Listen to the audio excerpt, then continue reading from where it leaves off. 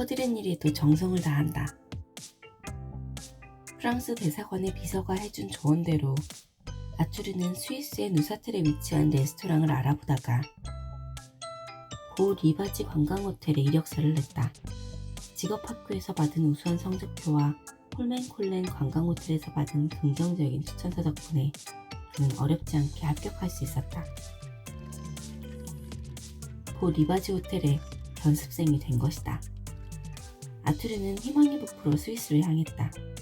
하지만 그를 기다리고 있던 것은 낯설고 무자비한 현실이었다. 4년제 조리사 학교를 졸업했다는 증명서와 추천서를 내밀었지만 고 리바지 호텔의 대표 요리사는 코웃음만 쳤다. 노르웨이에도 요리사가 있었나? 금시초문이군. 아투르는 또다시 허드렛일부터 시작해야 했다. 가장 먼저 해야 할 일은 감자를 깎는 것이었다. 이를 위해 다음날 아침 7시까지 나오라는 지시가 내려졌다. 하지만 그는 반발하지 않고 평소처럼 묵묵히 책임을 다하리라 다짐했다. 내가 감자를 어떻게 깎는지 보여주고 말 거야.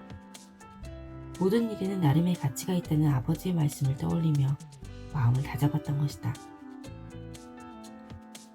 그때나 지금이나 일에 대한 나의 신념은 정성을 다하자는 것이다. 접시 하나를 닦을 때도 감자 하나를 깎을 때도 나는 정성을 다하려 했고 시키는 것 이상으로 해내고 싶었다. 다음날 아투르는 아침 7시에 부엌으로 향했다. 곧바로 스페인에서 온 견습생과 나란히 서서 감자를 깎기 시작했다. 껍질을 깎고 다 깎은 감자는 씻기를 반복한 지 6시간. 그는 오후 1시가 돼서야 집으로 돌아가도 좋다는 말을 들었다. 1시에 일을 마치고 나머지 시간을 자유롭게 활용할 수 있다면 이보다 더 좋은 일자리는 없을 거라는 생각이 들었다. 노르웨이에서는 하루에 적어도 9시간은 일을 해야 했는데 여기서는 단 6시간만 일을 한 뒤 집에 가라 하지 않았는가. 출근 첫날이라 긴장을 했는지 몸이 조금 피곤한 것도 같았다. 하지만 그는 개의치 않고 가뿐한 마음으로 시내를 향했다. 그는 누샤텔 호숫가에 앉아 내리쬐는 햇살을 받으며 호수 위에 떠있는 요트와 돛담배를 바라보았다. 그렇게 한가한 오후를 보낸 뒤 아투르는 집으로 돌아갔다. 그리고 다음 날을 위해 일찍 잠자리에 들었다. 이튿날 아투르는 어김없이 아침 7시에 출근했다. 그런데 레스토랑으로 가려던 그를 호텔 입구의 경비원이 저지했다. 아투르가 이유를 묻자 황당하게도 그 경비원은 아투르가 해고를 당했다고 답했다. 분명 오해가 있을 거예요. 그럴 리가 없어요. 아투르는 어설픈 프랑스어로 중얼거렸다. 하지만 아투르가 해직을 당한 것은 이미 결정난 사안이었다. 아투르는 해직 사유를 물었지만 경비원 역시 정확한 이유를 모르고 있었기 때문에 만족할 만한 답을 들을 수는 없었다. 아투르는 갑자기 하늘이 무너져 내리는 것만 같았다. 이제 무얼 해야 좋을지 막막해졌다. 아는 사람도 갈만한 곳도 없었고 수중에 하루 끼니를 때울 만큼의 돈도 없었다. 호텔 직원 출입문 앞에선 그는 하루아침에 실직자가 되었다는 사실을 믿을 수가 없었다. 왜 해고를 당했는지 이유도 모른 채 쫓겨난 그는 눈앞이 캄캄해져 아무것도 할 수 없었다. 해직 사유라도 알아야 속이 시원할 것 같아 그 자리에 계속 서 있기로 마음먹었다. 책임자와 대화를 할 수 있을 때까지 여기 서 있겠습니다.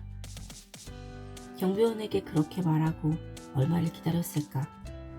아투르는 마침내 인사 책임자의 비서와 만나 이야기를 할 수 있었다. 그는 아투르에게 출근 첫날부터 게으름을 피우는 사람을 계속 고용할 수 없다고 말했다. 이유를 듣고 나니 아투르는 더욱 어리둥절하기만 했다. 게으르다뇨. 제가 할 일을 다 마치고 오후 1시가 되니 소스를 담당하는 분이 집에 가도 좋다고 하셨어요. 저는 일을 마친 후 퇴근을 했을 뿐입니다. 그건 중간에 잠깐 있는 휴식 같은 겁니다. 오후 5시에 저녁 교대 근무가 시작되는 걸 몰랐다는 게 말이 됩니까? 비서는 고개를 절레절레 흔들었다. 아투르에게 교대 근무제에 대해 설명해준 사람은 아무도 없었다. 노르웨이에서는 대부분 이른 아침 또는 늦은 저녁 단 한 차례만 일을 하고 퇴근을 하지 않았던가. 아투르는 그 비서에게 이러한 상황을 모를 수밖에 없었던 배경에 대해 충분히 설명하고 그를 설득하기 시작했다. 다행히 모든 오해는 풀렸고 아투르는 다시 조리실에서 일을 할 수 있게 되었다. 그가 다시 조리실에 들어오자 소스 담당 요리사는 웃음을 터뜨렸다. 그날 이후 아투르에게 더 이상 한가한 오후는 없었다. 매일 아침 7시에 일어나 8시부터 오후 1시까지 일을 했으며 오후 5시부터 9시 30분까지는 저녁 근무를 했다. 그리고 중간에 비는 몇 시간은 그냥 흘려보내지 않고 프랑스어 과외를 받았다. 일주일에 단 하루, 수요일은 일을 하지 않아도 되는 날이었기 때문에 그날에는 시내 이곳저곳을 둘러보거나 기차를 타고 이웃 도시를 구경하기도 했다.